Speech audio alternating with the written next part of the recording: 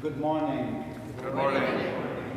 It's really a pleasure and an honor to be with you this morning here at Grace, a church that we have been in partnership with for years and years. I forgot how many years.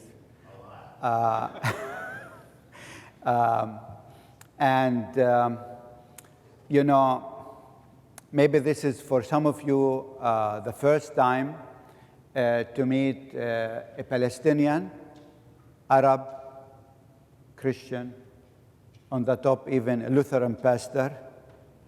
I know it sounds like a contradiction in itself, right? But it's not. And today, actually, I planned a sermon that deals with several of the texts that we heard today. Unfortunately, I forgot my sermon in the hotel. So if I say something that is not right, you know it's not. Anyhow, I guess the world in which we live today is really different than what we have imagined a few years ago. And I'm not talking here about maybe the digital transformation and the artificial intelligence, maybe that people here in Palo Alto all the time are thinking of, right? But I think that what happened in the Ukraine recently reminded us that the world is not what it is meant to be. I mean, who would have thought a few years ago that in the center of Europe there will be such a war? Now, for us in Palestine, unfortunately, this has been our case for the last 100 years, and nobody cared, right? But I think what we see in our world today is something which we saw in the First World War and the Second World War, where whenever there is a conflict, people somehow bring religion in to make their case. So we saw that in Russia. We see how Putin and the Patriarch are so close together, because in a time of conflict, you would like to mobilize the religious people. Now, we think this happens only in Russia, but no, it's happening everywhere. We call that populism. We have it here in this country. We have it in our region. It's everywhere, but it's unfortunately, it's growing today, maybe not like no other time.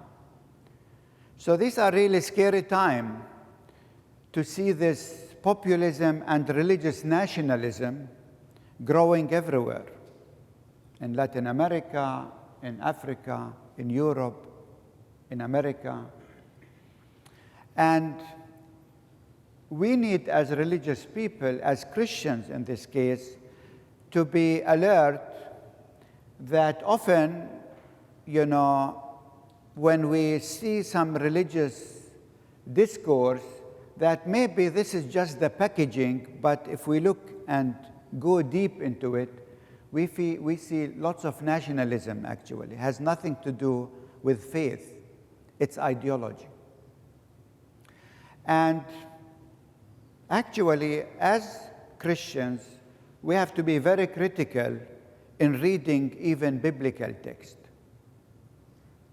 because even the Bible is not free from that. Luther, since here we are in a Lutheran setting, right? Martin Luther was aware of that. This is why when he translated the Bible into German, he saw few books in the Bible that, for him, they looked not kosher. He thought these are not really, they don't talk about faith. They have lots of religious nationalism which should not be in the Bible. He took them out. Do you know that? We call them the Apocryph. You will find them in the Catholic Church. They are still part of the canon, but for Luther, these books, he said they don't belong in the Bible because they have nothing to do with faith. This is religious national stuff that is really not good for us. While he got rid of the Apocrypha, there are still in the Bible texts that are really troublesome. I'm not sure if you read the book of Joshua. Oh, I mean, this is scary. Scary stuff.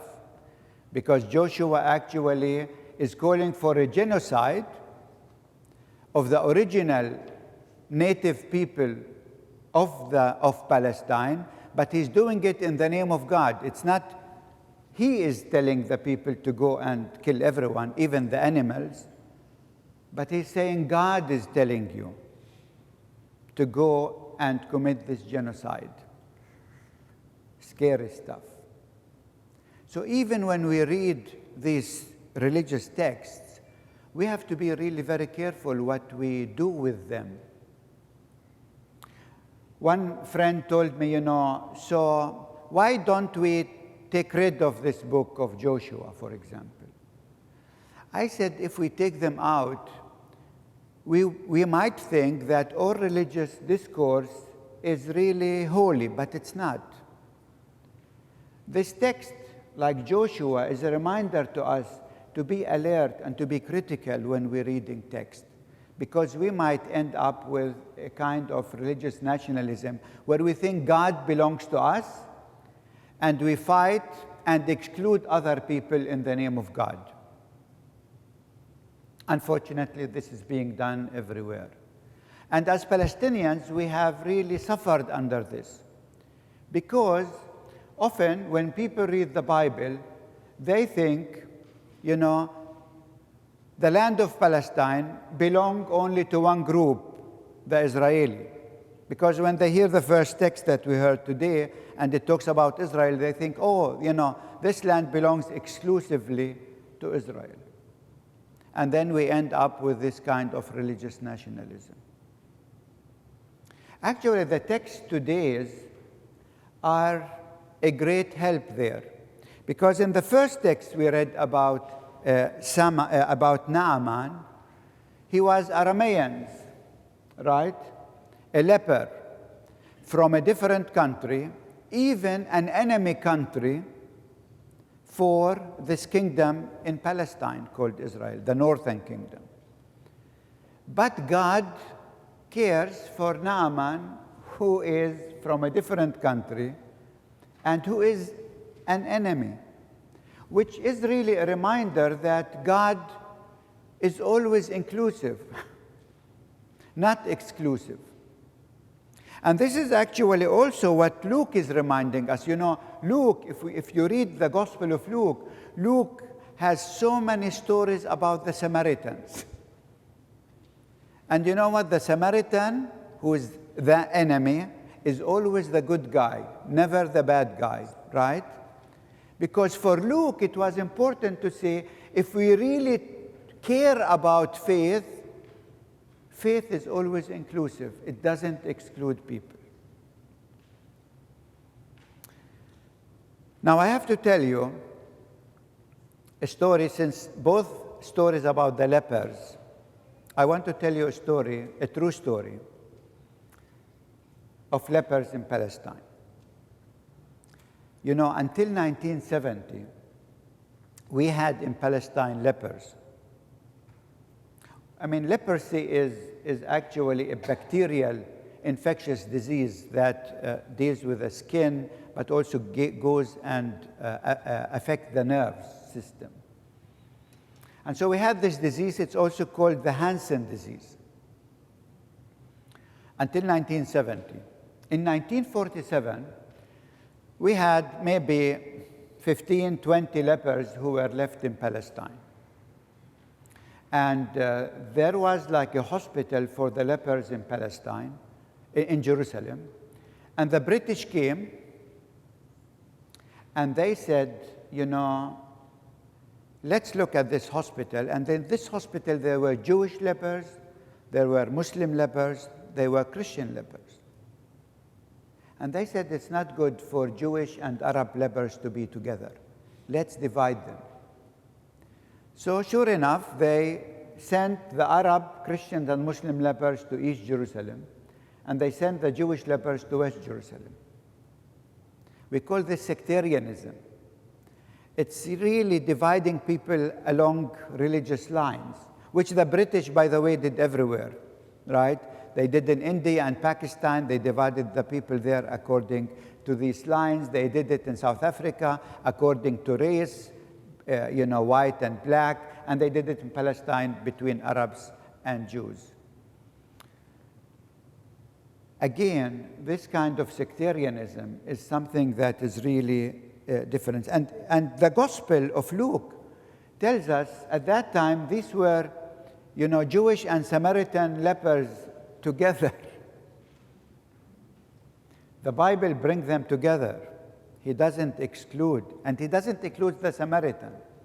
On the contrary, in this gospel, the one who comes back to thank Jesus was somebody from the other tribe. Because for Jesus, God's love is for everyone. And so I would like today to encourage you, when you think often of Palestine, you don't think of Palestinians, you think this is Israel, and you exclude Palestinians.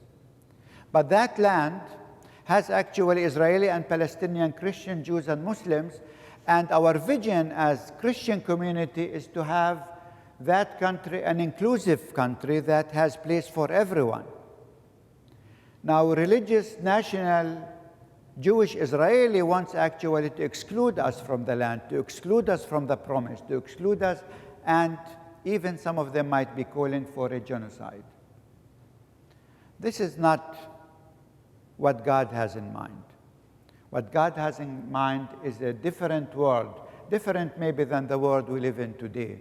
And as Christians, we need to remind people everywhere, in this country, in Russia, in the Ukraine, in Africa, in Israel and Palestine, that God was never exclusive, though many of the religious people use God for an exclusive language and ideology.